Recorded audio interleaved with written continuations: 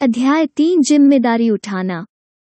हालांकि शब्द जिम्मेदारी लेना सरल लगता है, अवधारणा को समझना आसान नहीं है और न ही आपके व्यापार में व्यवहार में लाना आसान है।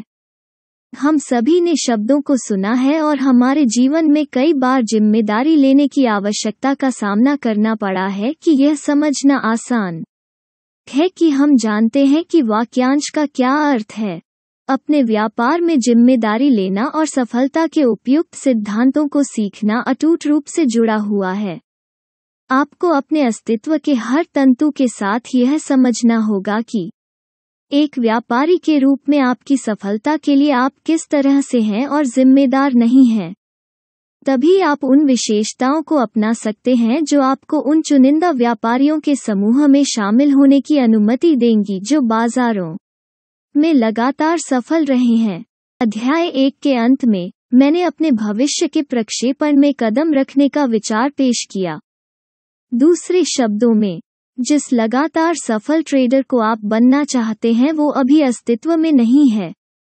आपको अपना एक नया संस्करण बनाना होगा, जैसे एक मूर्तिकार एक मॉडल की समानता बनाता है। अपने मानसिक वातावरण को आकार देना। अपने इस नए संस्करण को बनाने के लिए आप जिन उपकरणों का उपयोग करेंगे वे हैं आपकी सीखने की इच्छा और इच्छा जो आपके सफल होने के जुनून से प्रेरित है। यदि सीखने की इच्छा और इच्छा आपके प्राथमिक उपकरण हैं, तो आपका माध्यम क्या है? मूर्तिकला बनाने वाला कलाकार कई माध्यमों में काम करना चुन सकता है, उदाहरण के लिए मिट्टी, संगमरमर या धातु। लेकिन अगर आप अपने व्यक्तित्व का एक नया संस्करण बनाना चाहते हैं जो खुद को लगातार सफल व्यापारी के रूप में व्यक्त करता है, तो आपके पास केवल आपका है विश्वास और दृष्टिकोण। आपके कलात्मक प्रयास का माध्यम आपका मानसिक वातावरण होगा, जहां सीखने की इच्छा के साथ आप अपने अंतिम लक्ष्य को प्राप्त करने के लिए आवश्यक विश्वासों और दृष्टिकोणों को पुनर्गठित और स्थापित कर सकते हैं। मैं मान रहा हूं कि आपका अंतिम लक्ष्य निरंतरता है। यदि आप अधिकांश व्यापारियों की तरह हैं, तो आपको अपने लिए उपलब्ध अवसरों की पूरी क्षमता का एहसास नहीं है। उस क्षमता का अधिक से अधिक उपयोग करने के लिए, उसे बनाने के लिए अपने जीवन में अधिक से अधिक वास्तविकता, आपका प्राथमिक लक्ष्य यह सीखना होगा कि लगातार सफल व्यापारी की तरह कैसे सोचें। याद रखें, सर्वश्रेष्ठ ट्रेडर कई तरह के अनूठे तरीके से सोचते हैं। उन्होंने एक मानसिक संरचना हासिल कर ली है जो उन्हें बिना किसी डर के व्यापार करने की अनुमति देती है और साथ ही उन्हें लापरवाह बनने और भय आधारित त्रुटियों को करने से रोकती है। इस मानसिकता में कई घटक हैं, लेकिन लबोलुआब यह है कि सफल व्यापारियों ने अपने व्यापार से भय और लापरवाही के प्रभावों को लगभग समाप्त कर दिया है। ये दो मूलभूत विशेषताएं उन्हें लगातार परिणाम प्राप्त करने की अनुमति देती हैं। जब आप इस मानसिकता को हासिल कर लेंगे, तो आप भी बिना किसी डर के व्यापार करने में सक्षम होंगे। अब आप कई तरह की भय आधारित त्रुटियों के प्रति संवेदनशील नहीं होंगे जो युक्तियुक्तकरण, अवचेतन रूप से विकृत जानकारी, झिझकने, बंदूक कूदने या आशा करने से आती हैं। एक बार डर खत्म हो जाने के बाद इन त्रुटियों को करने का कोई कारण नहीं होगा और परिणामस्वरूप वे आपके व्यापार से लगभग गायब हो जाएंगे। हालांकि डर को खत्म करना केवल आधा समीकरण है, दूसरा आधा संयम विकसित करने की आवश्यकता है। उत्कृष्ट व्यापारियों ने सीखा है कि उत्साह के नकारात्मक प्रभावों या जीतने वाले ट्रेडों से आने वाले अति आत्मविश्वास का मुकाबला करने के लिए आंतरिक अनुशासन या मानसिक तंत्र होना आवश्यक है। एक ट्रेडर के लिए जीतना बेहद खतरनाक होता है अगर आपने खुद को मॉनिटर और कंट्रोल करना नहीं सीखा है। यदि हम इस आधार से शुरू करते हैं कि निरंतरता बनाने के लिए व्यापारियों को एक व्यापारी की मानसिकता विकसित करने के अपने प्रयासों पर ध्यान देना चाहिए, तो यह देखना आसान है कि इतने सारे व्यापारी सफल क्यों नहीं होते हैं। व्यापारियों की तरह सोचना सीखने के बजाय वे सोचते हैं कि वे बाजारों के बारे में सीखकर अधिक पैसा कैसे कमा सकते हैं। इस जाल में न पड़ना लगभग असंभव है। कई मनोवैज्ञानिक कारक हैं जो यह मान लेना बहुत आसान बनाते हैं कि यह वही है जो आप बाजारों के बारे में नहीं जानते हैं, जो आपके नुकसान और लगातार परिणामों की कमी का कारण बनते हैं। हालांकि बस ऐसा नहीं है। आप जो निरंतरता चाहते हैं वो आपके दिमाग में है, बाजारों में नहीं। जब आप अच्छा महसूस कर रहे होते हैं तो गलत होने, पैसे खोने और लापरवाह बनने की प्रवृत्ति के बारे में यह दृष्टिकोण और विश्वास है, जो कि तकनीक या बाजार ज्ञान नहीं, सबसे अधिक नुकसान का कारण बनता है। उदाहरण के लिए, यदि आप अपने पैसे का प्रबंधन करने के लिए निम्नलिखित 2 व्यापारियों में से किसी एक को चुन सकते हैं, तो आप किसे चुनेंगे? पहला व्यापारी एक सरल, संभवतः यहाँ तक औसत दर्जे की व्यापारिक तकनीक का उपयोग करता है, लेकिन उसके पास एक ऐसा दिमाग होता है जो अवचेतन रूप से बाजार की जानकारी को विकृत करने, झिझकने, युक्तिसंगत बनाने।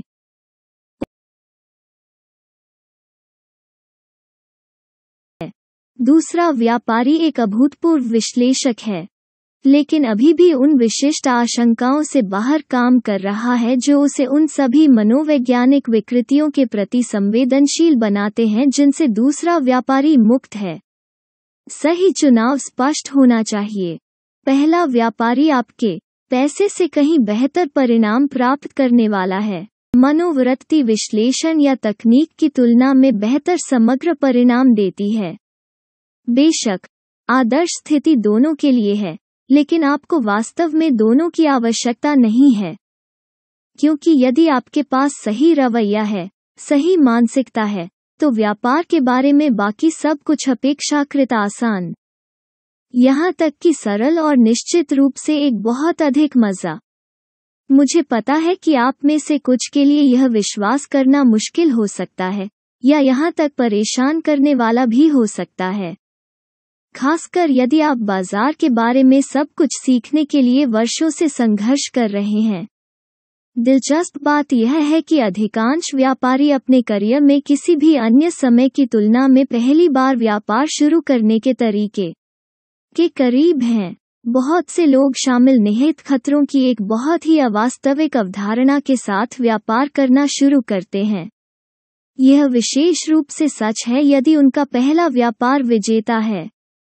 फिर वे दूसरे व्यापार में कम या बिना किसी डर के जाते हैं।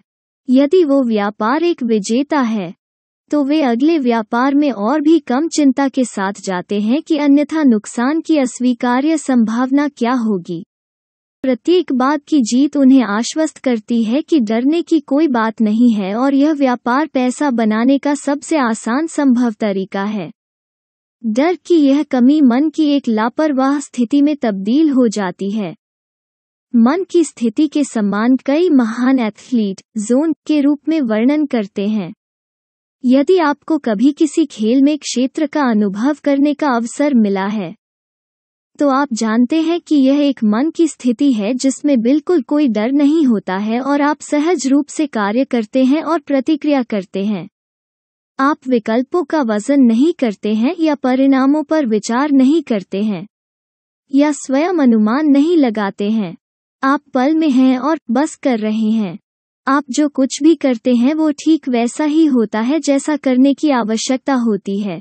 अधिकांश एथलीट खेल के इस स्तर तक कभी नहीं पहुंचते हैं, क्योंकि वे कभी भी गलती करने के डर से बाहर नहीं निकलते हैं। एथलीट जो उस बिंदु पर पहुंच जाते हैं जहां खराब होने के परिणामों का बिल्कुल भी डर नहीं होता है, आमतौर पर और काफी स्वचालित रूप से जोन में प्रवेश करते हैं। वैसे एक मनोवैज्ञानिक क्षेत्र ऐसी स्थिति नहीं है जिसमें आप स्वयं को सहन कर सकते हैं, जिस तरह से आप सहन शक्ति की उपलब्धि में स्वयं को कर सकते हैं। यह मन की एक अवस्था है जिसमें आप स्वयं को स्वाभाविक रूप से रचनात्मक पाते हैं, और आमतौर पर यदि आप अपने कार्यों के बारे में तर्कसंगत या सचेत स्तर पर सोचना शुरू करते हैं, तो आप इससे बाहर निकल जाते हैं।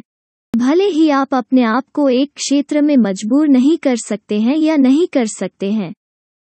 आप सकारात्मक जीत के दृष्टिकोण को विकसित करके उस तरह की मानसिक स्थितियों को स्थापित कर सकते हैं जो जोन का अनुभव करने के लिए सबसे अनुकूल हैं। मैं आपके प्रयासों से सकारात्मक परिणाम की उम्मीद के रूप में सकारात्मक जीत के दृष्टिकोण को परिभाषित करता हूँ, इस स्वीकृति के साथ कि आपको जो भी परिणाम मिलते हैं वे आपके विकास के स्तर का सही प्रतिबिंब है और आपको बेहतर करने के लिए क्या सीखने की आवश्यकता है। महान एथलीटों के पास यही है, एक जीतने वाला रवैया जो उन्हें आसानी से अपनी गलतियों से आगे बढ़ने और ईओएन रखने की अनुमति देता है। अन्य लोग नकारात्मक आत्म आलोचना, अफसोस और आत्म दया में फंस जाते हैं। बहुत से लोग कभी भी सकारात्मक जीतने का रवैया विकसित नहीं करते हैं। ट्रेडिंग की जिज्ञासु विसंगति यह है कि यदि आप एक जीतने वाले व्यापार के साथ शुरू करते हैं तो आप स्वचालित रूप से उस तरह की लापरवाह मानसिकता का अनुभव करेंगे जो कि खुद को विकसित किए बिना जीतने वाले रवैये का उप उत्पाद है। मुझे पता है कि यह थोड़ा भ्रमित करने वाला लग सकता है, लेकिन इसमें कुछ है गंभीर निहितार्थ। यदि कुछ जीतने वाले व्यापार आपको उस तरह की लापरवाह स्थिति में प्रवेश करने के लिए प्रेरित कर सकते हैं जो आपकी सफलता के लिए एक अनिवार्य घटक है, लेकिन उचित दृष्टिकोण पर आधारित नहीं है, तो आपके पास प्रकृति के बारे में अत्यधिक गलतफहमी के लिए एक नुस्खा है व्यापार का जो अनिवार्य रूप से भावनात्मक और वित्तीय आपदा दोनों में परिणत होता है। कुछ या अधिक जीतने वाले ट्रेडों को रखने का मतलब यह नहीं है कि आप एक व्यापारी बन गए हैं, लेकिन ऐसा ही महसूस होता है क्योंकि यह हमें मन की स्थिति में ले जाता है कि केवल सबसे कुशल लोगों को लगातार आधार पर अनुभव होता है। तथ्य यह है कि जीतने वाले व्यापार को करने के लिए आपको थोड़े से कौशल की आवश्यकता नहीं होती है, और यदि बिना किसी कौशल के एक जीतने वाला व्यापार करना संभव है तो निश्चित रूप से दूसरे को रखना संभव है। मैं ऐसे कई लोगों के बारे में जानता हूं जिन्होंने अपने व्यापारिक करियर की शुरुआत काफी हद तक जीतने वाले ट्रेडों के साथ की थी। जब आप आत्मविश्वास और भय और चिंताओं से मुक्त महसूस कर रहे हों तो जीतने वाले ट्रेडों को रखना मुश्किल नहीं है क्योंकि प्रवाह में आना आसान है, एक तरह की प्राकृतिक लय जहां आपको जो करने की जरूरत है वो स्पष्ट है या स्वयं स्पष्ट। यह लगभग वैसा ही है जैसे बाजार आप पर चिल्लाता है कि कब खरीदना है और कब बेचना है, और आपको विश्लेषणात्मक परिष्कार के रास्ते में बहुत कम जरूरत है। और जाहिर है क्योंकि आपको कोई डर नहीं है, आप अपने ट्रेडों को बिना किसी आंतरिक तर्क या संघर्ष के निष्पादित कर सकते हैं। मैं जो बात कह रहा हूं वो यह है कि किसी भी प्रयास में जीतना ज्यादातर दृष्टिकोण का कार्य होता है। बहुत से लोग निश्चित रूप से इसके बारे में जानते हैं, लेकिन साथ ही अधिकांश लोग यह नहीं समझते हैं कि रवैया उनके परिणामों में महत्वपूर्ण भूमिका निभाता है। अधिकांश खेलों या अन्य प्रतिस्पर्धी गतिविधियों में प्रतिभागियों को रणनीतियों के रूप में शारीरिक कौशल के साथ साथ मानसिक कौशल विकसित करना चाहिए। यदि विरोधियों को कौशल विभाग में समान रूप से मिलान नहीं किया जाता है तो बेहतर कौशल वाला व्यक्ति आमतौर पर, लेकिन हमेशा नहीं, जीतता है। जब एक दलित व्यक्ति एक बेहतर प्रतिद्वंद्वी को हरा देता है तो निर्धारण कारक क्या होता है? जब दो विरोधी समान रूप से मेल खाते हैं तो वो कौन सा कारक है जो सुझाव देता है संतुलन एक तरह से या किसी अन्य? दोनों ही मामलों में जवाब रवैया है। ट्रेडिंग को इतना आकर्षक और साथ ही सीखना मुश्किल बनाता है कि आपको वास्तव में बहुत सारे कौशल की आवश्यकता नहीं है। आपको बस एक वास्तविक जीतने वाले रवैये की आवश्यकता है। कुछ या अधिक जीतने वाले ट्रेडों का अनुभव करने से आप एक विजेता की तरह महसूस कर सकते हैं, और यही भावना जीत की लकीर को बनाए रखती है। यही कारण है कि एक नौसिखिए व्यापारी के लिए जीतने वाले ट्रेडों की एक स्ट्रिंग रखना संभव है, जब उड़ने वाले ट्रेडों की एक स्ट्रिंग के लिए अपना दाहिना हथियार देंगे। विश्लेषकों के पास कौशल है, लेकिन उनके पास जीतने का रवैया नहीं है। वे डर के मारे काम कर रहे हैं। नौसिखिए व्यापारी को जीतने वाले रवैये की भावना का अनुभव होता है क्योंकि वो डरता नहीं है। लेकिन इसका मतलब यह नहीं है कि उसके पास जीतने का रवैया है। इसका मतलब केवल यह है कि उसे डरने के लिए अपनी व्यापारिक गतिविधियों से किसी भी दर्द का अनुभव नहीं हुआ है। आखिरकार, हमारे नौसिखिए व्यापारी को नुकसान और गलत होने का अनुभव होगा, चाहे वो कितना भी सकारात्मक महसूस कर रहा हो। हारना और गलत होना अपरिहार्य है। ट्रेडिंग की हकीकत। सर्वोत्तम विश्लेषणात्मक कौशल के साथ कल्पनाशील सबसे सकारात्मक दृष्टिकोण एक व्यापारी को अंततः एक होने वाले व्यापार का अनुभव करने से नहीं रोक सकता है। बाजार अभी बहुत अनिश्चित है और किसी भी व्यापारी के हर बार सही होने पर विचार करने के लिए बहुत सारे चर हैं। क्या होता है जब नौसिखिए व्यापारी अंततः हार जाता है? उसकी लापरवाह मनस्थिति पर इसका क्या प्रभाव पड़ेगा? उत्तर व्यापार में जाने की उसकी अपेक्षाओं और अनुभव की व्याख्या करने के तरीके पर निर्भर करेगा। और वो कैसे अनुभव की व्याख्या करता है, यह उसके विश्वासों और दृष्टिकोणों का एक कार्य है। क्या होगा अगर वो इस विश्वास से काम कर रहा है कि नुकसान से बचने का कोई संभावित तरीका नहीं है? क्योंकि हारना व्यापार का एक स्वाभाविक परिणाम है, इससे अलग नहीं। मान लीजिए, एक रेस्तरां मालिक को खाना खरीदने का खर्च उठाना पड़ता है। इसके अलावा, मान लीजिए कि उसने जोखिम को पूरी तरह से स्वीकार कर लिया है, जिसका अर्थ है कि उसने आर्थिक और भावनात्मक दोनों तरह से बाजार के व्यवहार में अस्वीकार्य संभावनाओं पर विचार किया है और उन सभी का हिसाब लगाया है।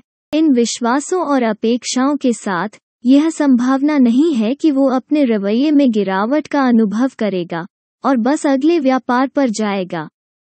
वैसे, यह व्यापारिक विश्वासों और दृष्टिकोणों के आदर्श सेट का एक उदाहरण है। अब मान लीजिए कि उसने जोखिम को पूरी तरह से स्वीकार नहीं किया है। क्या होगा अगर उसकी उम्मीदों में वो जो चाहता था उसके अलावा किसी भी बाजार व्यवहार को ध्यान में नहीं रखता है? इस मानसिक दृष्टिकोण से, यदि बाजार वो नहीं करता जो वो चाहता है, तो उसे भावनात्मक दर्द महसूस होने वाला है। अपेक्षाएं हमारे मानसिक प्रतिनिधित्व हैं कि पर्यावरण में कुछ भविष्य का क्षण कैसा दिखने वाला है, ध्वनि, महसूस, गंध या स्वाद। अपेक्षा के पीछे कितनी ऊर्जा है, इस पर निर्भर करते हुए, जब यह पूरी नहीं होती है, तो यह बहुत चोट पहुंचा सकती है। मैंने अभी जिन दो अलग अलग दृष्टिकोणों का वर्णन किया है, उनमें से कौन सा हमारे नौसिखिए व्यापारी द्वारा धारण किए जाने की संभावना है? उत्तरार्ध, बिल्कुल। केवल सबसे अच्छे व्यापारियों ने पहले परिदृश्य में वर्णित परिप्रेक्ष्य हासिल किया है। और, जैसा कि मैंने अध्याय 1 में संकेत दिया था, जब तक कि ये सबसे अच्छे व्यापारी सफल व्यापारिक परिवारों में बड़े नहीं हुए या सलाहकारों के लिए सुपर व्यापारी नहीं थे, जहां उनके करियर की शुरुआत से ही जोखिम और हानि के बारे में उपयुक्त दृष्टिकोण थे। वस्तुतः हर एक उनमें से एक को एक या एक से अधिक भाग्य खोने का सामान्य अनुभव था, इससे पहले कि वे यह महसूस करते कि उन्हें लगातार सफल होने के लिए कैसे सोचने की आवश्यकता है। यह रवैया में एक मौलिक बदलाव है जो उनकी सफलता के लिए जिम्मेदार है, न कि बाजार के बारे में कुछ शानदार एहसास, जैसा कि ज्यादातर लोग गलती से मानते हैं। यह गलत धारणा व्यापारियों के बीच केवल इसलिए प्रचलित है क्योंकि उनमें से बहुत कम लोग वास्तव में गहरे स्तर पर समझते हैं कि किसी की सफलता का निर्धारण करने में एक घटक रवैया कितना महत्वपूर्ण है। हम सुरक्षित रूप से मान सकते हैं कि नुकसान के बाद हमारा नौसिखिया व्यापारी भावनात्मक दर्द की स्थिति में होगा। नतीजतन, उसका व्यापार पूरी तरह से नई गुणवत्ता पर ले जाएगा। वो निश्चित रूप से मन की उस लापरवाह स्थिति को खो देगा। लेकिन इससे भी महत्वपूर्ण बात यह है कि उसे लगेगा कि बाजार ने उसके साथ ऐसा किया। बाजार ने उसे वो दर्द महसूस कराया जो वो अनुभव कर रहा है। बाजार ने उसे हार का शिकार बनाकर उसकी जीत की भावना को छीन लिया। ध्यान दें कि कैसे हमारा व्यापारी बाजारों को खोने या उसे क्या नहीं मिला के लिए दोष दे रहा है। इस पर भी ध्यान दीजिए कि उसके जैसा महसूस करना कितना स्वाभाविक है। इस बारे में सोचें कि हमारे जीवन में कितनी बार, विशेष रूप से बच्चों के रूप में, हम कुछ ऐसा कर रहे थे जिसका हम वास्तव में आनंद लेते थे, जैसे किसी खिलौने या अपने दोस्तों के साथ खेलना। और अधिक शक्ति और अधिकार वाले किसी व्यक्ति ने हमें जो कुछ भी कर रहे थे उसे रोकने और कुछ करने के लिए मजबूर किया। नहीं करना चाहता था। हम सभी ने चीजें खो दी हैं, चीजें हमसे छीन ली गई हैं। उन चीजों से इनकार कर दिया गया है जो हम चाहते थे या विश्वास करते थे कि हम योग्य थे। हम जिस गतिविधि के बीच में थे उसे जारी रखने से रोका गया था, या उस विचार का पीछा करने से रोक दिया गया था जिसके बारे में हम भावुक थे। मुद्दा यह है कि इनमें से कई स्थितियों में हमारे साथ जो हुआ या हमने जो दर्द अनुभव किया, उसके लिए हमें व्यक्तिगत जिम्मेदारी लेने की आवश्यकता नहीं थी, क्योंकि हम इसके बारे में कुछ भी करने के लिए शक्तिहीन थे। हमने खुशी और खुशी की स्थिति से भावनात्मक दर्द की स्थिति में जाने के लिए मजबूर होना नहीं चुना। निर्णय हमारे हाथ से बाहर था, हमारी इच्छा के विरुद्ध, और आमतौर पर काफी अचानक। भले ही हमें बताया गया हो कि हमारे साथ जो हो रहा था उसके लिए हम जिम्मेदार थे, हो सकता है कि हमें इस पर विश्वास न हो या इसका मतलब समझ में न आया हो। जो मूर्त है और जिससे हम सबसे आसानी से संबंधित हो सकते हैं, वो यह है कि हम मजे कर रहे थे और कोई या कोई चीज हमें उस मजा से और दर्द में ले गया। यह हमारी पसंद नहीं थी। हमारी पीड़ा का कारण बाहर से हमारे पास आया, इसलिए उस क्षण में जिस भी बल ने हम पर कार्य किया, वो दोष था। हमने न केवल यह सीखा कि अच्छा महसूस करना हमारी अपनी गलती के बिना तुरंत बुरा महसूस करने से बदला जा सकता है, हमने विश्वासघात के बारे में भी सीखा। हमने विश्वासघात महसूस किया क्योंकि इनमें से कई स्थितियां पूरी तरह से अप्रत्याशित या अप्रत्याशित थीं, जिसका अर्थ है कि हम इस बात के लिए तैयार नहीं थे कि हमारे जीवन में कुछ लोगों में कैसे व्यवहार करने की क्षमता है। यदि उनके व्यवहार के कारण हम भावनात्मक पीड़ा की स्थिति में आ जाते हैं, तो स्वाभाविक रूप से हम स्वयं को ठगा हुआ महसूस करते।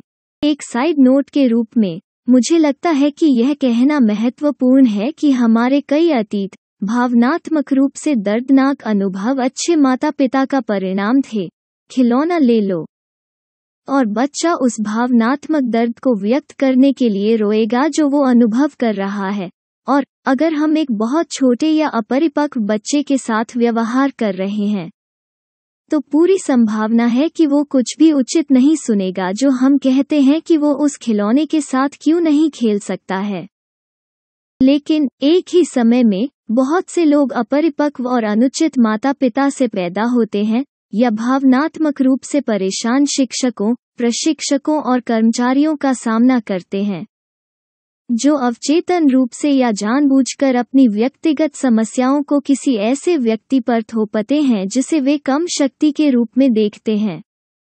इससे भी बुरी बात यह है कि बहुत से लोग जो दूसरों को पीड़ित करने की प्रवृत्ति रखते हैं, वे भी ऐसा करने के लिए पर्याप्त चतुर होते हैं जिससे उनके पीड़ितों को यह विश्वास हो जाता है कि उन्होंने अपना दर्द खुद ही पैदा किया है।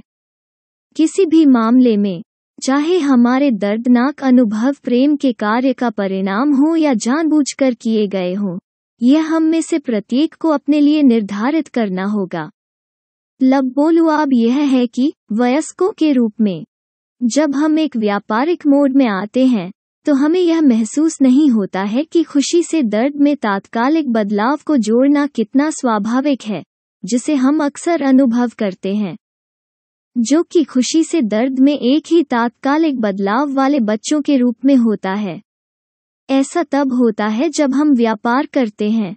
निहितार्थ यह है कि यदि हमने व्यापार के निहित जोखिमों को स्वीकार करना नहीं सीखा है और यह नहीं जानते कि अपने अतीत और वर्तमान के बीच इन प्राकृतिक संबंधों को बनाने से कैसे बचा जाए, तो हम अपने परिणामों के लिए बाजार को दोष देने के बजाय समाप्त कर देंगे उनके लिए जिम्मेदारी। भले ही व्यापार करने वाले ज्यादातर लोग खुद को जिम्मेदार वयस्क मानते हैं, केवल सबसे अच्छे व्यापारी ही उस बिंदु पर पहुंचे हैं जहां वे किसी विशेष व्यापार के नतीजे के लिए पूरी जिम्मेदारी स्वीकार कर सकते हैं और कर सकते हैं।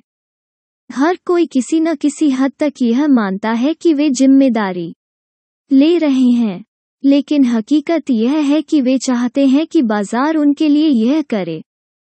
ठेठ व्यापारी चाहता है कि बाजार उसकी उम्मीदों, उसकी आशाओं और सपनों को पूरा करे। समाज इस तरह से काम कर सकता है, लेकिन बाजार निश्चित रूप से नहीं। समाज में हम अन्य लोगों से उचित और जिम्मेदार तरीके से व्यवहार करने की अपेक्षा कर सकते हैं जब वे नहीं करते हैं, और यदि हमें परिणाम भुगतना पड़ता है तो समाज असंतुलन को सुधारने और हमें फिर से पूर्ण बनाने के लिए उपाय उपलब्ध कराता है। दूसरी ओर, बाजार की कोई जिम्मेदारी नहीं है कि वो हमें कुछ भी दे या ऐसा कुछ भी करे जिससे हमें फायदा हो। यह उस तरह से नहीं हो सकता है जिस तरह से बाजारों का विज्ञापन किया जाता है, और निश्चित रूप से वो धारणा नहीं है जिसे वे प्रोजेक्ट करना चाहते हैं। लेकिन वास्तविकता यह है कि प्रत्येक व्यापारी जो बाजारों में भाग लेता है अपने फायदे के लिए ऐसा करता है। एक व्यापारी को फायदा हो सकता है अगर कोई अन्य व्यापारी हारता है, चाहे वो नुकसान वास्तविक डॉलर में हो जैसा कि वायदा व्यापार में होता है, या एक स्टॉक व्यापार के रूप में खोया हुआ अवसर होता है। जब आप कोई व्यापार करते हैं तो यह पैसा बनाने की प्रत्याशा में होता है। दुनिया का हर दूसरा व्यापारी जो व्यापार करता है उसी कारण से ऐसा करता है। जब आप बाजार के साथ अपने संबंधों को इस दृष्टिकोण से देखते हैं तो आप कह सकते हैं कि आपका उद्देश्य बाजारों से पैसा निकालना है। लेकिन उसी टोकन से बाजार का एकमात्र उद्देश्य आपसे पैसा या अवसर निकालना है। यदि बाजार लोगों का एक समूह है जो एक दूसरे से पैसे निकालने के लिए बातचीत कर रहा है, तो व्यक्तिगत व्यापारी के लिए बाजार की क्या जिम्मेदारी है? इस गतिविधि को सुविधाजनक बनाने के लिए स्थापित नियमों का पालन करने के अलावा इसकी कोई जिम्मेदारी नहीं है। मुद्दा यह है कि यदि आपने कभी खुद को बाजार को दोष देते हुए या विश्वासघात महसूस करते हुए पाया है, तो आपने शून्य राशि का खेल खेलने के अर्थ के निहितार्थों पर पर्याप्त विचार नहीं किया है। किसी भी हद तक दोषारोपण का मतलब है कि आपने इस वास्तविकता को स्वीकार नहीं किया है कि बाजार पर आपका कुछ भी बकाया नहीं है।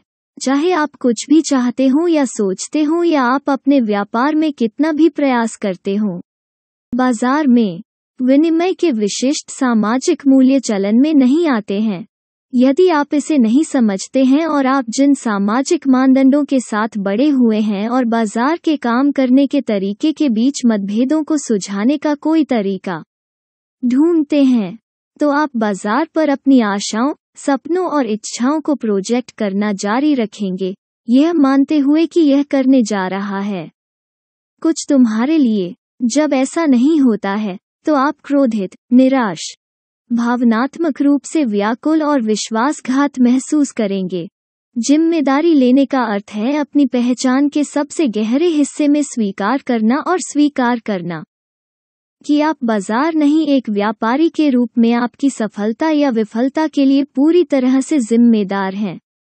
माना बाजार का उद्देश्य आपको आपके पैसे से अलग करना है, लेकिन ऐसा करने की प्रक्रिया में यह आपको इससे पैसे लेने के लिए अवसरों की एक अंतहीन धारा भी प्रदान करता है।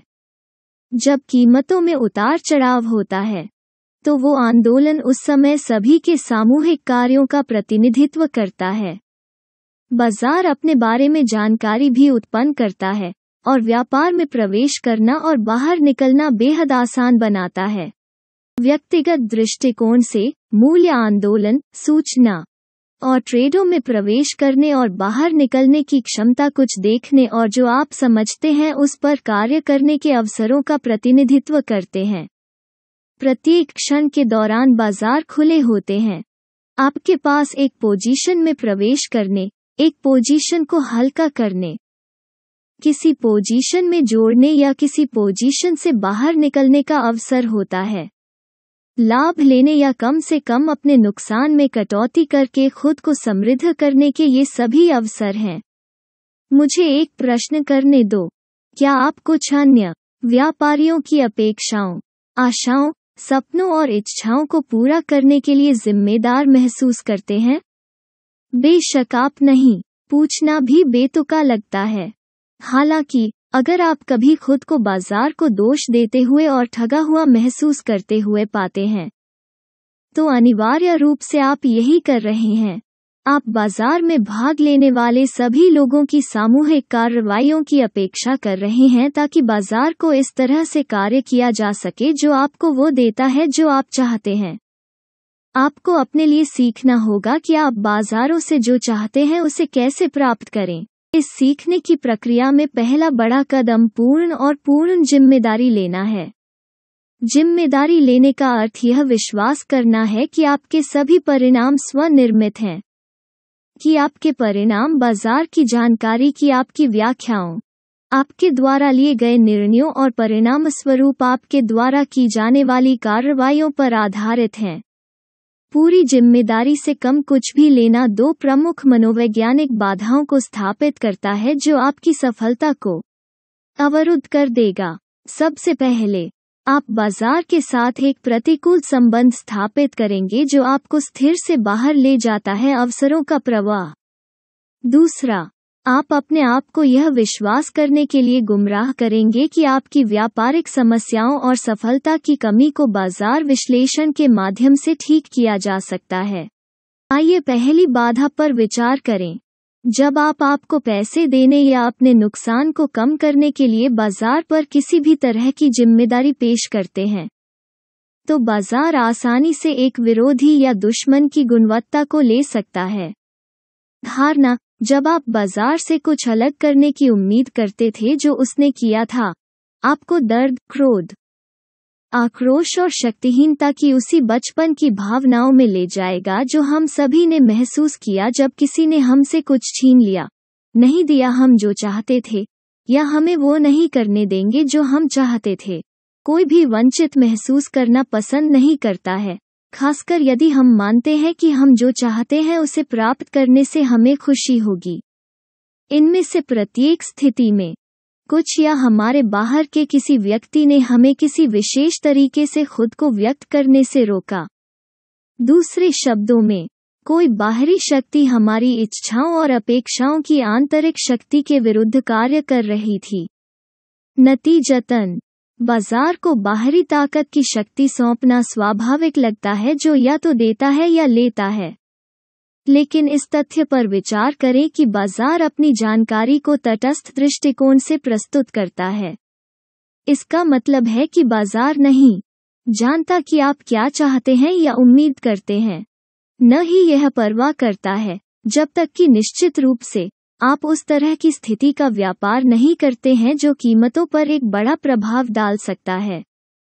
अन्यथा, प्रत्येक क्षण, प्रत्येक बोली और प्रत्येक प्रस्ताव आपको कुछ करने का अवसर देता है। आप एक व्यापार कर सकते हैं, मुनाफा ले सकते हैं, या एक हारे हुए व्यक्ति को निकाल सकते हैं। यह आप में से उन लोगों के लिए भी सच है जो फ्लो ट्रेडर्स हैं और व्यक्तिगत रूप से अन्य फ्लो ट्रेडर्स के लिए जाने जाते हैं, जो आपकी स्थिति को भी जान सकते हैं और आपके नुकसान के लिए जानबूझकर उस ज्ञान का लाभ उठा सकते हैं। इसका सीधा सा मतलब है कि आपको तेजी से और अधिक ध्यान केंद्रित करना होगा, या इन क्षेत्रों में आपकी जो भी सीमाएं हैं उन्हें ध्यान में रखना होगा और तदनुसार व्यापार करना होगा। बाजार के नजरिए से हर पल तटस्थ है आपके लिए प्रेक्षक।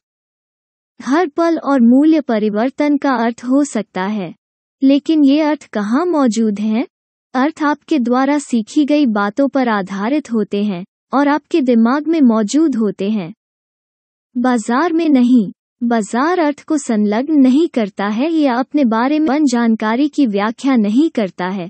हालांकि हमेशा ऐसे व्यक्ति होते हैं जो एक व्याख्या की पेशकश करेंगे यदि आप सुनने के इच्छुक हैं। इसके अलावा बाजार यह नहीं जानता कि आप किसी अवसर या हानि को कैसे परिभाषित करते हैं। बाजार यह नहीं जानता है कि क्या आप इसे प्रत्येक क्षण में लाभ और हानि दोनों के लिए ट्रेडों में प्रवेश करने और बाहर निकलने के अवसरों की एक अंतहीन धारा के रूप में देखते हैं, या क्या आप इसे एक लालची राक्षस के रूप में देखते हैं जो किसी भी क्षण में खाने के लिए तैयार है। आपका धन। यदि आप आत्म आलोचना और पछतावे के बिना ट्रेडों में प्रवेश करने और बाहर निकलने के अवसरों की अंतहीन धारा को देखते हैं, तो आप अपने सर्वोत्तम हित में कार्य करने और अपने अनुभवों से सीखने के लिए सबसे अच्छे दिमाग में होंगे। दूसरी ओर, यदि आप बाजार की जानकारी में जो देखते हैं वो किसी तरह से दर्दनाक है, तो आप स्वाभाविक रूप से उस दर्द से बचने की कोशिश करेंगे, या तो होशपूर्वक या अवचेतन रूप से उस जानकारी को अपनी जागरूकता से रोकेंगे। उस जानकारी को ब्लॉक करने की प्रक्रिया में आप व्यवस्थित रूप से खुद को समृद्ध करने के कई अवसरों से खुद को अलग कर लेंगे। दूसरे शब्दों में, आप अपने आप को अवसर प्रवाह से काट देते हैं। इसके अलावा ऐसा लगेगा कि बाजार आपके खिलाफ है, लेकिन केवल तभी जब आप उम्मीद करते हैं कि यह आपके लिए कुछ करेगा, या यदि आपको लगता है कि यह आपके लिए कुछ बकाया है। यदि कोई या कुछ आपके खिलाफ है और आपको दर्द देता है, तो आप कैसे प्रतिक्रिया देंगे? आप लड़ने के लिए मजबूर महसूस करेंगे। लेकिन आप वास्तव में क्या लड़ रहे हैं? बाजार निश्चित रूप से आपसे नहीं लड़ रहा है। हाँ, बाजार आपका पैसा चाहता है, लेकिन यह आपको जितना हो सके उतना लेने का अवसर भी प्रदान करता है। यद्यपि ऐसा महसूस हो सकता है कि आप बाजार से लड़ रहे हैं या यह आपसे लड़ रहा है, वास्तविकता यह है कि आप पूरी तरह से यह स्वीकार नहीं करने के नकारात्मक परिणामों से लड़ रहे हैं कि बाजार पर आपका कुछ भी बकाया नहीं है, और यह कि आपको उन अवसरों का लाभ उठाने की आवश्यकता है जो यह स्वयं प्रस्तुत करता है, 100% और 1 डिग्री कम नहीं। उस स्थिति का अधिकतम लाभ उठाने का तरीका जहां आपको अपने लिए कुछ करने के असीमित अवसर दिए जा रहे हैं, प्रवाह में आना है। बाजार में एक प्रवाह है। यह अक्सर अनिश्चित होता है, विशेष रूप से कम समय के फ्रेम में, लेकिन यह सममित पैटर्न प्रदर्शित करता है जो खुद को बार बार दोहराते हैं। जाहिर है, आप जिस चीज के खिलाफ हैं, उसके साथ प्रवाहित होना एक विरोधाभास है। यदि आप बाजार के प्रवाह को महसूस करना शुरू करना चाहते हैं, तो आपके दिमाग को भय, क्रोध, अफसोस, विश्वासघात, निराशा और निराशा से अपेक्षाकृत मुक्त होना होगा। जब आप पूर्ण जिम्मेदारी लेते हैं तो आपके पास इन नकारात्मक भावनाओं का अनुभव करने का कोई कारण नहीं होगा। इससे पहले, मैंने कहा था कि जब आप जिम्मेदारी नहीं लेते हैं, तो आपकी सफलता को अवरुद्ध करने वाली प्रमुख मनोवैज्ञानिक बाधाओं में से एक यह है कि आप खुद को यह विश्वास करने के लिए गुमराह करेंगे कि आपकी व्यापारिक समस्याओं और स्थिरता की कमी को बाजार विश्लेषण के माध्यम से ठीक किया जा सकता है। इस बिंदु को स्पष्ट करने के लिए, आइए अपने नौसिखिए व्यापारी के पास वापस जाएं, जिसने अपने पहले नुकसान का अनुभव करने तक एक लापरवाह स्थिति के साथ शुरुआत की। इतनी आसानी और सहजता से जीतने के बाद, भावनात्मक दर्द में अचानक बदलाव काफी चौंकाने वाला हो सकता है। हालांकि, व्यापार छोड़ने के लिए पर्याप्त चौंकाने वाला नहीं है। इसके अलावा, उसके दिमाग में वैसे भी स्थिति उसकी गलती नहीं थी। बाजार ने उसे किया। छोड़ने के बजाय, जब वो जीत रहा था तब उसने जो महान भावना अनुभव की थी, वो उसके दिमाग में ताज़ा होगी और उसे व्यापार जारी रखने के लिए दृढ़ संकल्प की भावना से प्रेरित करेगी। केवल अब वो इसके बारे में होशियार होने जा रहा है। वो इसमें कुछ प्रयास करने जा रहा है और बाजारों के बारे में वो सब कुछ सीख सकता है जो वो कर सकता है। यह सोचना पूरी तरह से तार्किक है कि अगर वो कुछ भी नहीं जानते हुए जीत सकता है, तो जब वो कुछ जानता है तो वो सफाई करने में सक्षम होगा। लेकिन यहाँ एक बड़ी समस्या यह है कि बहुत कम, यदि कोई हो, तो व्यापारियों को नुकसान होने के लंबे समय बाद तक कोई जानकारी होगी। बाजारों के बारे में सीखना ठीक है और यह अपने आप में कोई समस्या पैदा नहीं करता है। यह बाजार के बारे में जानने का मूल कारण है जो अंततः उसकी बर्बादी साबित होगी। जैसा कि मैंने एक क्षण पहले कहा था, खुशी से दर्द में अचानक बदलाव आमतौर पर काफी मनोवैज्ञानिक आघात पैदा करता है। बहुत कम लोग कभी इस प्रकार के अनुभवों को स्वस्थ तरीके से समेटना सीखते हैं। तकनीकें उपलब्ध हैं, लेकिन वे व्यापक रूप से ज्ञात नहीं हैं। अधिकांश लोगों में विशिष्ट प्रतिक्रिया, विशेष रूप से व्यापार के प्रति आकर्षित व्यक्ति के प्रकार में, बदला है। व्यापारियों के लिए उस बदला को निकालने का एकमात्र तरीका बाजार पर विजय प्राप्त करना है, और बाजार को जीतने का एकमात्र तरीका बाजार ज्ञान के माध्यम से है, या ऐसा वे सोचते हैं। दूसरे शब्दों में, नौसिखिए व्यापारी बाजार के बारे में क्यों सीख रहा है? इसका अंतर्निहित कारण बाजार पर काबू पाना है, इसे और खुद को कुछ साबित करना है। और सबसे महत्वपूर्ण बात यह है कि बाजार को उसे फिर से चोट पहुंचाने से रोकना है। वो बाजार को केवल जीतने का एक व्यवस्थित तरीका देने के साधन के रूप में नहीं सीख रहा है, बल्कि दर्द से बचने या कुछ ऐसा साबित करने के तरीके के रूप में सीख रहा है जिसका बाजार को एक उद्देश्य के नजरिए से देखने से कोई लेना देना नहीं है। उसे इसका एहसास नहीं है। लेकिन जैसे ही उसने यह धारणा बना ली कि बाजार के बारे में कुछ जानने से उसे दर्द का सामना करने से रोका जा सकता है या बदला लेने या कुछ साबित करने की उसकी इच्छा को पूरा करने में मदद मिल सकती है, उसने हारने के लिए अपने भाग्य को सील कर दिया। असल में उसने जो किया है वो एक अपरिवर्तनीय दुविधा है। वो सीख रहा है कि बाजार के सामूहिक व्यवहार पैटर्न को कैसे पहचानना और समझना है। और ये अच्छा है, यहाँ तक कि अच्छा भी लगता है। वो प्रेरित है क्योंकि वो मानता है कि वो विजेता बनने के लिए बाजार के बारे में सीख रहा है। नतीजतन, वो आम तौर पर एक ज्ञान खोज पर जाएगा। प्रवृत्ति लाइनों, चार्ट पैटर्न, समर्थन और प्रतिरोध, कैंडलस्टिक्स, बाजार प्रोफाइल, बिंदु और रेखा चार्ट, इलियट तरंगों, फाइबोनेची रिट्रेसमेंट, ऑसिलेटर्स, सापेक्ष शक्ति, स्टोचस्टिक्स और कई के बारे में सीख रहा है। अधिक तकनीकी उपकरण उल्लेख करने के लिए बहुत अधिक हैं। मजे की बात है, भले ही उसका ज्ञान बढ़ गया हो, अब वो पाता है कि उसे अपने व्यापार को निष्पादित करने में समस्याएं विकसित हुई हैं। ऐसा करने के लिए कई स्पष्ट संकेतों के बावजूद वो हिचकिचाता है। दूसरा अनुमान लगाता है या कोई व्यापार नहीं करता है। यह सब निराशाजनक है, यहाँ तक कि स्तब्ध करने वाला भी है, क्योंकि जो हुआ है उसका कोई मतलब नहीं है। उसने वही किया जो उसे करना चाहिए था। उसने सीखा केवल यह जानने के लिए कि जितना अधिक उसने सीखा, उतना ही कम उसने लाभ उठाया। वो कभी भी विश्वास नहीं करेगा कि उसने खुद को सीखने के लिए समर्पित करके कुछ गलत किया है। उसने इसे केवल गलत कारणों से किया। अगर वो उस मामले के लिए कुछ साबित करने की कोशिश कर रहा है तो वो प्रभावी ढंग से व्यापार नहीं कर पाएगा। अगर आपको जीतना है, अगर आपको सही होना है, अगर आप हार नहीं सकते हैं या गलत नहीं हो सकते हैं, तो आप खुद को बाजार की जानकारी की श्रेणियों को दर्दनाक के रूप में परिभाषित और अनुभव करने के लिए प्रेरित करेंगे।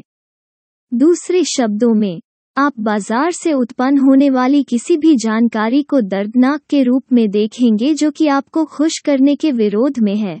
दुविधा यह है कि हमारे दिमाग को शारीरिक और भावनात्मक दोनों तरह के दर्द से बचने के लिए तार-तार किया जाता है, और बाजारों के बारे में सीखने से हमारे व्यापार पर हमारे दर्द से बचाव तंत्र के नकारात्मक प्रभावों की भरपाई नहीं होगी। शारीरिक कष्ट से बचने का स्वरूप हर कोई समझता है। गलती से अपना हाथ गर्म बन पर रख दें और आपका हाथ अपने आप गर्मी से दूर हो जाता है। इसकी एक सहज प्रतिक्रिया है। हालांकि जब भावनात्मक दर्द और इससे होने वाले नकारात्मक परिणामों से बचने की बात आती है, खासकर व्यापारियों के लिए, बहुत कम लोग गतिशीलता को समझते हैं। आपके विकास के लिए यह नितांत आवश्यक है कि आप इन नकारात्मक प्रभावों को समझें और अपने लक्ष्यों को पूरा करने में आपकी मदद करने वाले तरीके से सचेत नियंत्रण करना सीखें। हमारे दिमाग के पास ऐसी जानकारी से बचाने के कई तरीके हैं जिन्हें हमने दर्दनाक समझना सीखा है। उदाहरण के लिए, सचेत स्तर पर, हम घाटे वाले व्यापार में बने रहने के लिए युक्तिसंगत, औचित्यपूर्ण या मामला बना सकते हैं। कुछ अधिक विशिष्ट तरीके जो हम करते हैं वे हैं अपने व्यापारिक मित्रों को कॉल करना, अपने ब्रोकर से बात करना, या उन संकेतकों को देखना जिनका हम कभी उपयोग नहीं करते हैं। सभी दर्दनाक जानकारी की वैधता को नकारने के लिए गैर दर्दनाक जानकारी एकत्र करने के व्यक्त उद्देश्य के लिए है। अवचेतन स्तर पर, हमारे दिमाग स्वचालित रूप से बदलेंगे, विकृत करेंगे, या विशेष रूप से हमारी जागरूकता से जानकारी को बाहर कर देंगे। दूसरे शब्दों में, हम सचेत स्तर पर यह नहीं जानते हैं कि हमारे दर्द से बचाव तंत्र या तो बाजार द्वारा दी जा रही जानकारी को बाहर कर रहे हैं या बदल रहे हैं। एक खोने वाले व्यापार में होने के अनुभव पर विचार करें, जब बाजार आपकी स्थिति के खिलाफ लगातार ऊंचे चढ़ाव या निचले चढ़ाव बना रहा है, जबकि आप यह स्वीकार करने से इनकार करते हैं कि आप खोने वाले व्यापार में हैं क्योंकि आपने अपना सारा ध्यान केंद्रित किया है टिक्स जो आपके पक्ष में जाते हैं। औसतन, आप अपनी दिशा में 4 या 5 में से केवल 1 टिक्स प्राप्त कर रहे हैं, लेकिन इससे कोई फर्क नहीं पड़ता क्योंकि हर बार जब आप एक प्राप्त करते हैं तो आप आश्वस्त होते हैं कि बाजार उलट गया है और वापस आ रहा है। इसके बजाय बाजार आपके खिलाफ चलता रहता है।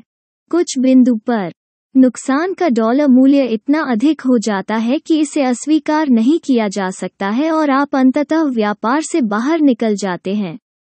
इस तरह के व्यापार पर पीछे मुड़कर देखने पर व्यापारियों की पहली प्रतिक्रिया होती है, मैंने अपना नुकसान क्यों नहीं उठाया और उल्टा क्यों नहीं किया? कुछ भी दांव पर न लगने पर विपरीत दिशा में व्यापार करने का अवसर आसानी से पहचाना जा सकता था।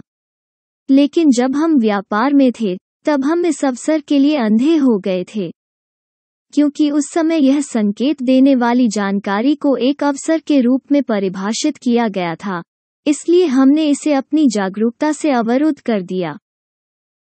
जब हमारे काल्पनिक व्यापारी ने पहली बार व्यापार करना शुरू किया तो उसे मजा आ रहा था।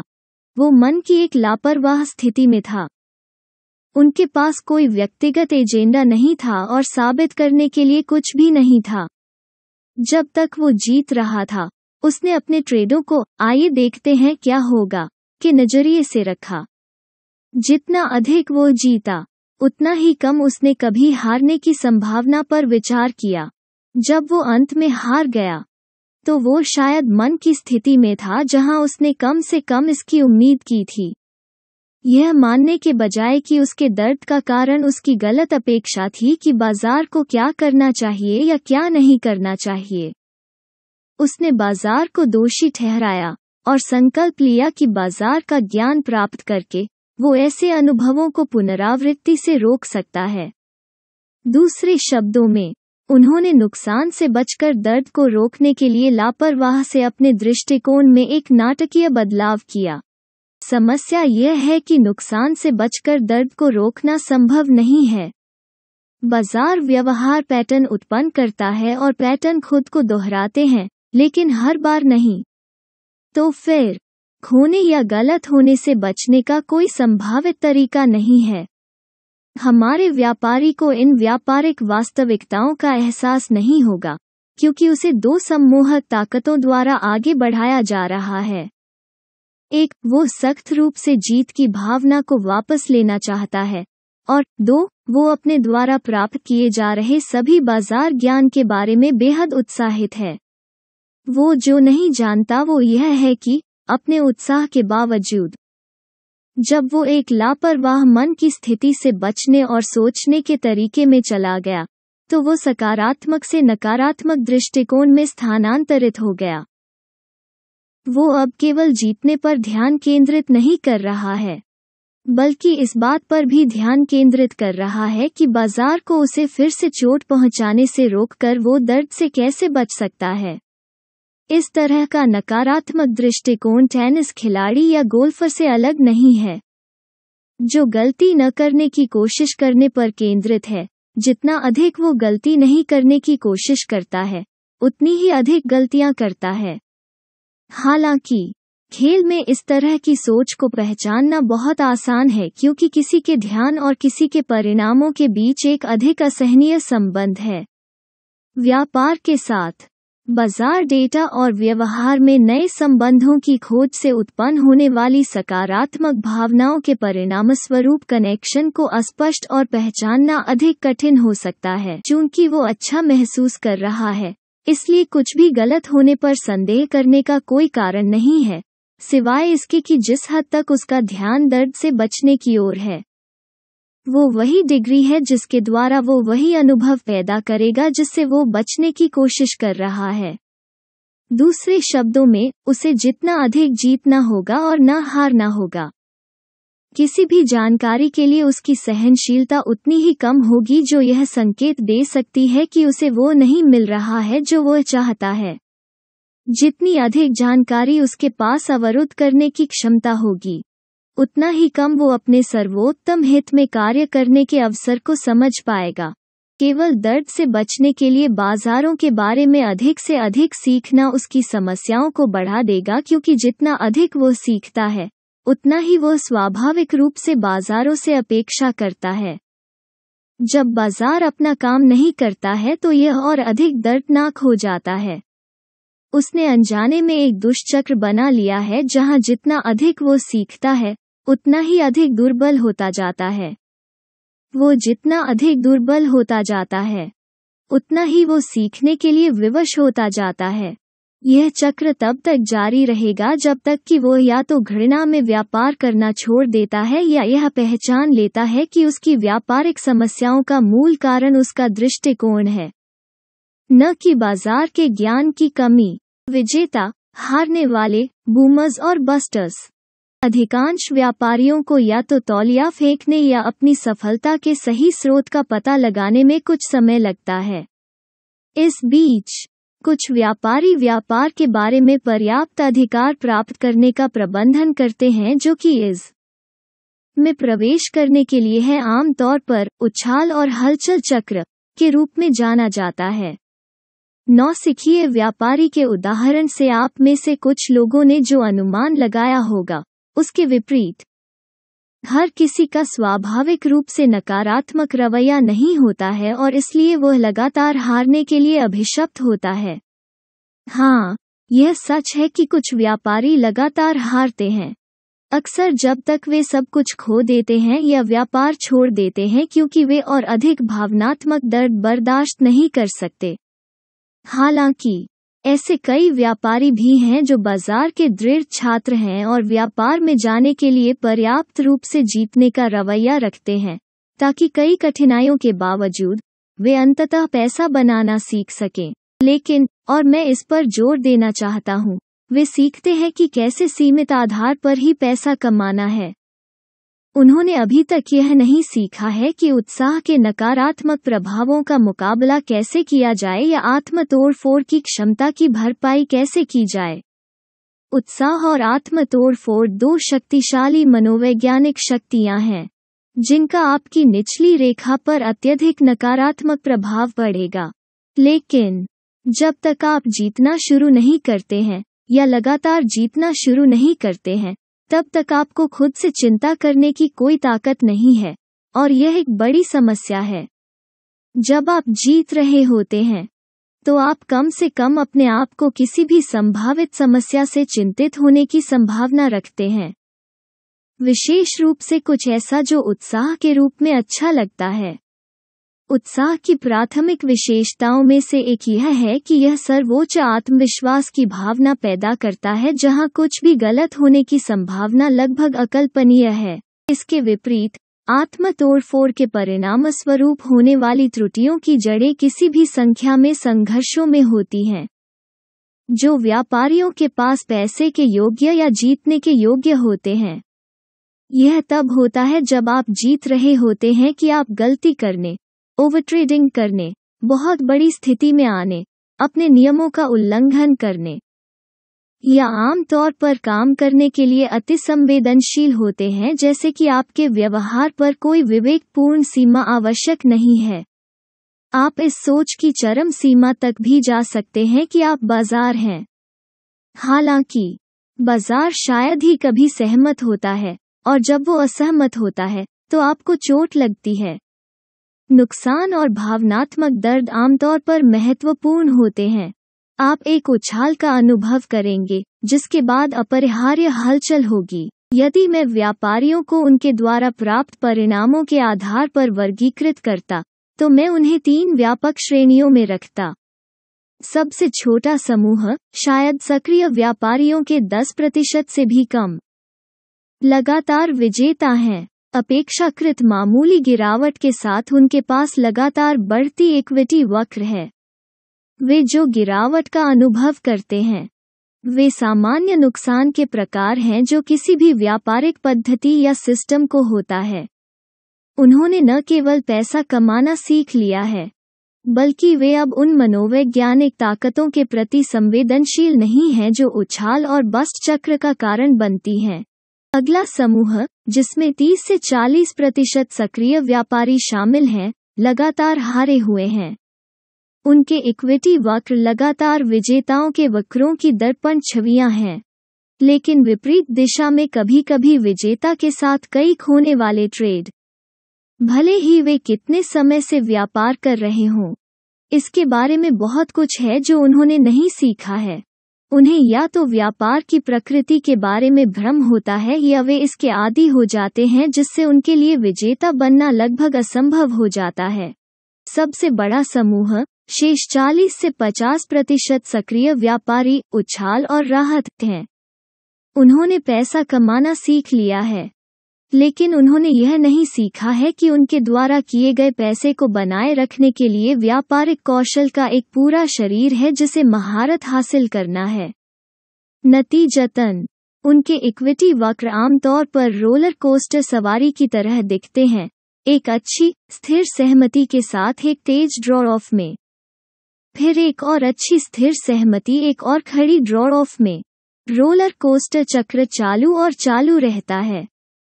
मैंने कई अनुभवी व्यापारियों के साथ काम किया है जिन्होंने अविश्वसनीय जीत की धारियां एक साथ रखी हैं, कभी कभी बिना हारे दिन के महीनों चल रहे हैं। लगातार 15 या 20 ट्रेडों को जीतना उनके लिए असामान्य नहीं है, लेकिन उछाल और बस्ट के लिए ये लकीरें हमेशा एक ही तरह से समाप्त होती हैं, भारी नुकसान में जो या तो उत्साह या आत्म तोड़फोड़ का परिणाम है। यदि नुकसान उत्साह का परिणाम है, तो यह वास्तव में कोई फर्क नहीं पड़ता कि स्ट्रीक किस रूप में लेती है, एक पंक्ति में कई जीत, लगातार बढ़ती इक्विटी वक्र, या यहाँ तक एक जीतने वाला व्यापार। ऐसा लगता है कि जब अति आत्मविश्वास या उत्साह सोचने की प्रक्रिया पर कब्जा करना शुरू कर देता है, तो हर किसी की एक अलग सीमा होती है। हालांकि जैसे ही उत्साह जोर पकड़ता है, व्यापारी गहरे संकट में पड़ जाता है। अति आत्मविश्वास या उत्साह की स्थिति में आप किसी भी जोखिम का अनुभव नहीं कर सकते, क्योंकि उत्साह आपको विश्वास दिलाता है कि कुछ भी गलत नहीं हो सकता है। यदि कुछ भी गलत नहीं हो सकता है, तो आपके व्यवहार को नियंत्रित करने के लिए नियमों या सीमाओं की कोई आवश्यकता नहीं है। इसलिए सामान्य से बड़ा पोजीशन पहनना न केवल आकर्षक है, बल्कि सम्मोहक भी है। हालांकि जैसे ही आप सामान्य से अधिक की स्थिति में आते हैं, आप खतरे में पड़ जाते हैं। पोजीशन जितनी बड़ी होगी, कीमत में होने वाले छोटे उतार चढ़ाव का वित्तीय प्रभाव आपकी इक्विटी पर उतना ही अधिक होगा। अपनी स्थिति के खिलाफ एक कदम के सामान्य से अधिक प्रभाव को एक दृढ़ विश्वास के साथ मिलाएं कि बाजार ठीक वैसा ही करेगा जैसा आप उम्मीद करते हैं, और आपके पास ऐसी स्थिति है जिसमें आपके व्यापार की विपक्षी दिशा में एक टिक आपको एक राज्य में जाने का कारण बन सकता है। दिमाग फ्रीज से और स्थिर हो जाते हैं। जब आप अंत में खुद को इससे बाहर निकालते हैं, तो आप चकित, मोहभंग और धोखा खा जाएंगे और आपको आश्चर्य होगा कि ऐसा कुछ कैसे हो सकता है। वास्तव में आपको अपनी ही भावनाओं से धोखा दिया गया था। हालांकि यदि आप मेरे द्वारा वर्णित अंतर्निहित गतिशीलता से अवगत नहीं हैं या नहीं समझते हैं, तो आपके पास बाजार को दोष देने के अलावा और कोई विकल्प नहीं होगा। अगर आपको लगता है कि बाजार ने आपके साथ ऐसा किया है, तो आप खुद को बचाने के लिए बाजार के बारे में और जानने के लिए मजबूर महसूस करेंगे। जितना अधिक आप सीखेंगे, उतना ही अधिक आत्मविश्वास आप स्वाभाविक रूप से जीतने की अपनी क्षमता में बनेंगे। जैसे जैसे आपका आत्मविश्वास बढ़ता है, उतनी ही अधिक संभावना है कि आप किसी बिंदु पर उत्साह में दहलीज को पार करेंगे और चक्र को फिर से शुरू करेंगे। आत्म तोड़फोड़ से होने वाले नुकसान उतने ही हानिकारक हो सकते हैं, लेकिन वे आमतौर पर प्रकृति में अधिक सूक्ष्म होते हैं। खरीदारी के लिए बेचने या इसके विपरीत करने जैसी त्रुटियां करना, या सबसे अनुचित समय पर कुछ विचलित करने वाली गतिविधि में खुद को शामिल करना इस बात के विशिष्ट उदाहरण हैं कि व्यापारी कैसे सुनिश्चित करते हैं कि वे जीत नहीं पाते हैं।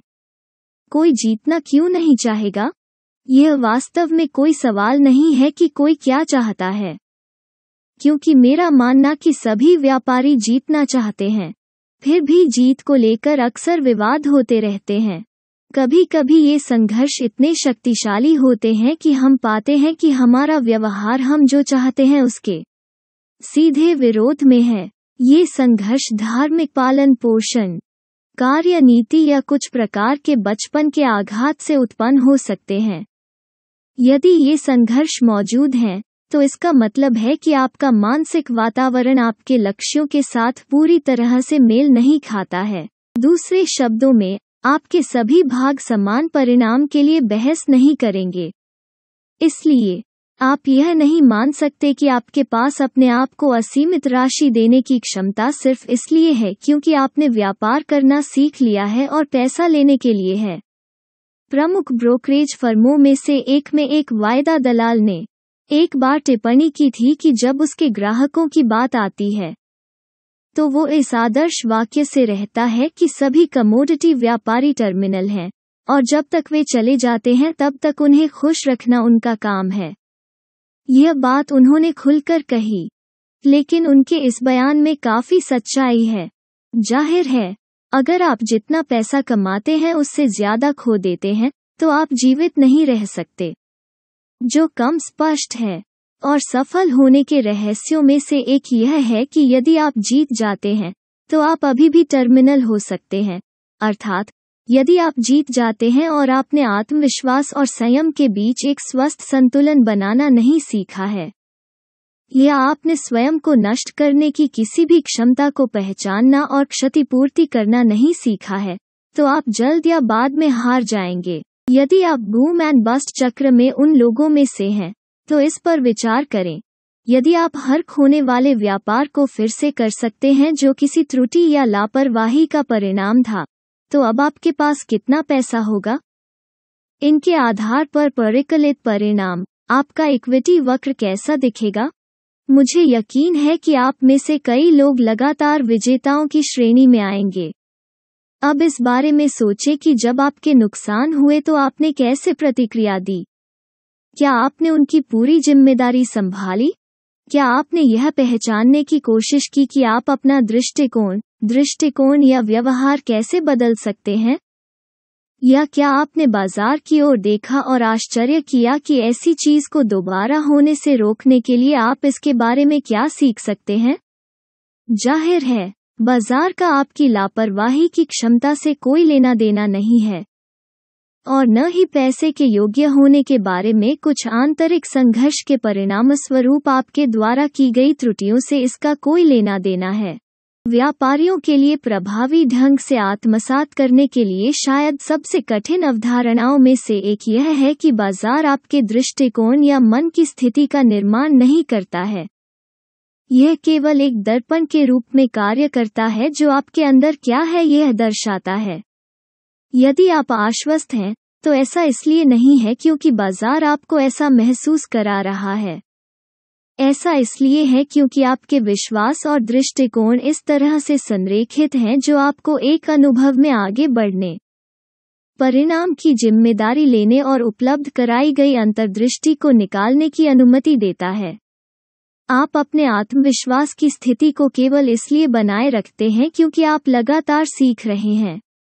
इसके विपरीत, यदि आप घबराए हुए हैं और डरते हैं, तो ऐसा इसलिए है क्योंकि आप कुछ हद तक मानते हैं कि बाजार आपके परिणाम बनाता है, न कि दूसरी तरफ। अंततः, जिम्मेदारी न लेने का सबसे बुरा परिणाम यह है कि यह आपको दर्द और असंतोष के चक्र में रखता है। एक पल के लिए इसके बारे में सोचो।